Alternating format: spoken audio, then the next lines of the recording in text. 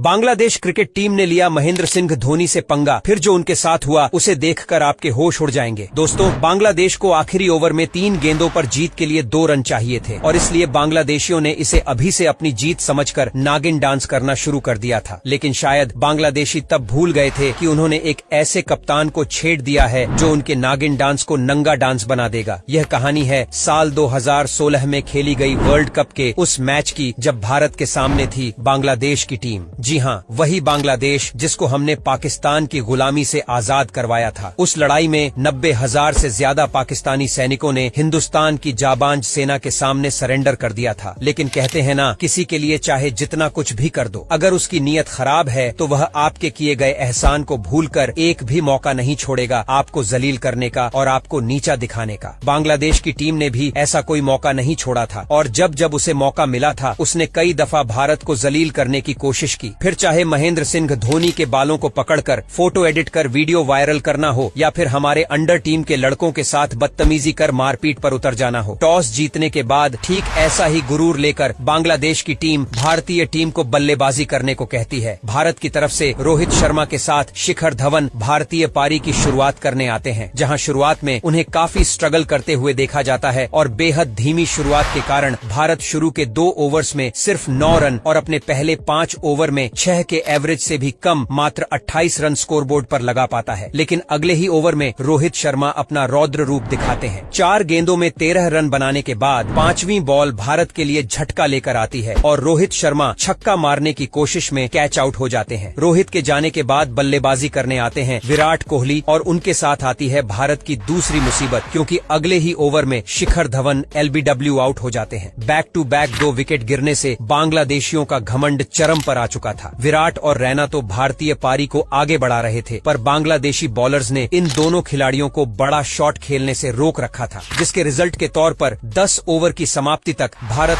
2 wicket खोकर सिर्फ और सिर्फ 56 रन ही बना सका था। लेकिन 11वें ओवर से भारतीय बल्लेबाजों ने बड़े शॉट लगाने चालू कर दिए और सुरेश रैना ने इस ओवर में 2 छक्के लगाकर रन रेट बढ़ाने की कोशिश की। तभी टीम इंडिया के किंग विराट कोहली भी बांग्लादेशी बॉलर्स के शिकार बन जाते हैं और यहाँ से आते ही हार्दिक पांड्या एक गगनचुंबी छक्का लगा देते हैं और कुछ बड़े शॉट खेलते हैं। लेकिन तभी रैना भी आउट हो जाते हैं और भारतीय पारी लड़खड़ा जाती है। पहले हार्दिक और उसके बाद युवराज सिंह के विकेट के बाद धोनी और जडेजा जैसे तैसे भारतीय टीम के स्कोर को 146 रनों तक पहुंचा देते हैं। अब बांग्लादेश को इस मैच को जीतने के लिए सिर्फ 147 रनों की जरूरत थी। भारत की पारी समाप्त हुई और जब बांग्लादेशी प्लेयर मैदान से बाहर जा रहे थे उस समय उनके जश्न मनाने का अंदाज बयां कर रहा था, जैसे उन्होंने भारत को 146 रनों पर रोककर इस मैच को जीत लिया हो। और अपने इसी घमंड के साथ बांग्लादेश की टीम 146 रनों का पीछा करने मैदान पर उतरती है। लेकिन असली कहानी अभी बाकी थी। बांग्लादेश के साथ कुछ ऐसा होने वाला था जो कई सालों तक उन्हें चुभने वाला था। हालांकि टारगेट बहुत ही छोटा था, इसलिए भारत को इस मैच को जीतने के लिए बैक टू बैक विकेट लेने थे। लेकिन यहाँ जस्टिस के अपोजिट हो रहा था। मिथुन के जाने के बाद शब्बीर और तमीम ने मैदान पर मानो खूंटा गाड़ दिया हो। दोनों बांग्लादेशी बल्लेबाज तेजी से रन बनाते हुए भारत को मानो इस मैच से बाहर कर देना चाहते थे। मात्र 7 ओवर में ही बांग्लादेश ने एक विकेट खोकर 55 रन बना लिए थे। ऐसे में कप्तान महेंद्र सिंह धोनी बांग्लादेश की इस जोड़ी को तोड़ने के लिए रविंद्र जडेजा को बॉलिंग अटैक पर लाए और जडेजा ने भी धोनी के भरोसे पर खरा उतरते हुए अपने ओवर की चौथी बॉल पर ही तमीम को आउट करके पवेलियन का रास्ता दिखा दिया। जडेजा ने तमीम को रिसीव कर दिया और धोनी ने स्टंप करने में कोई गलती नहीं की। हालांकि दूसरी तरफ बल्लेबाजी कर रहे शब्बीर लगातार चौके लगा रहे थे और बांग्लादेशी फैंस जीत की खुशी में पागल हो रहे थे। इसी बीच धोनी ने अपने कंप्यूटर से भी तेज दिमाग यूज किया और रैना को बॉलिंग देते हुए वाइड बॉल डालने को कहा। उनको पता था कि शब्बीर रैना को मारने की कोशिश करेगा और धोनी ने आधे सेकंड से भी कम समय में शब्बीर को स्टंप आउट कर दिया। इस स्टंपिंग को क्रिकेट इतिहास की सबसे बेहतरीन स्टंपिंग माना जाता है। यहाँ से शाकिब और मुर्तजा ने लंबे लंबे छक्के लगाकर मैच एक तरफा बना दिया था। आलम ये हो गया था कि जो भी बल्लेबाज आता वह लंबे लंबे छक्के मारकर आउट हो जाता। इसके बाद 10वें ओवर में, 12वें ओवर में और फिर 13वें ओवर में भारत को शब्बीर, मुर्तजा और शाकिब के रूप में 3 विकेट विकेट मिल, लेकिन फिर जहां से सौम्य सरकार ने बांग्लादेशी पारी को संभालते हुए तेजी से रन बनाने चालू कर दिए, जिससे आखिर में 3 ओवर में 27 रनों की जरूरत थी। लेकिन सौम्य सरकार एक चौका लगाकर अगली ही बॉल पर आउट हो जाते हैं और बांग्लादेशी फैंस निराश हो जाते हैं। पर अगले ही पल महमुदुल्लाह ने लगातार 2 चौके लगाकर भारत की उम्मीदों पर पानी फेर दिया। अब बांग्लादेश को आखिर के 12 बॉल पर 17 रनों की जरूरत थी। वैसे तो भारत के लिए ज्यादातर मौकों पर मनहूस ही साबित हुआ है, लेकिन यहाँ बुमराह ने शानदार गेंदबाजी की और अब बांग्लादेश को आखिरी 6 बॉल पर 10 रन चाहिए थे। यहाँ से महेंद्र सिंह धोनी ने अपने जीवन का पूरा एक्सपीरियंस झोंक दिया और एक एक फील्डर को अपनी सोची समझी साजिश और रणनीति के तहत छट कर दिया और बॉल दे दी हार्दिक पांड्या को। लेकिन पांड्या की दूसरी ही बॉल पर मुस्तफिजुर ने चौका जड़ रिक्वायर्ड रन को 4 बॉल पर 6 रनों पर ला दिया और फिर यहाँ से अगली बॉल पर एक और चौका जड़, मानो सब कुछ खत्म कर दिया हो। मुशफिकुर रहीम चौका मारते ही खुशी से नाचने लगता है। अब बांग्लादेश को इतिहास बनाने के लिए 3 गेंदों में मात्र 2 रनों की जरूरत थी और यहाँ से एक सिंगल भी मैच को ड्रॉ करवाने के लिए काफी था। यहाँ पर धोनी ने एक बार फिर से पांड्या से बात करी और फील्ड को दोबारा सेट किया और चौथी बॉल पर मुस्तफिजुर ने ठीक वही शॉट मारा जहां धोनी ने धवन को सेट करके रखा था। बॉल सीधे धवन के हाथों में जा गिरी, पर अभी भी बांग्लादेश को 2 बॉल पर ड्रॉ के लिए 1 रन और जीत के लिए 2 रन चाहिए थे।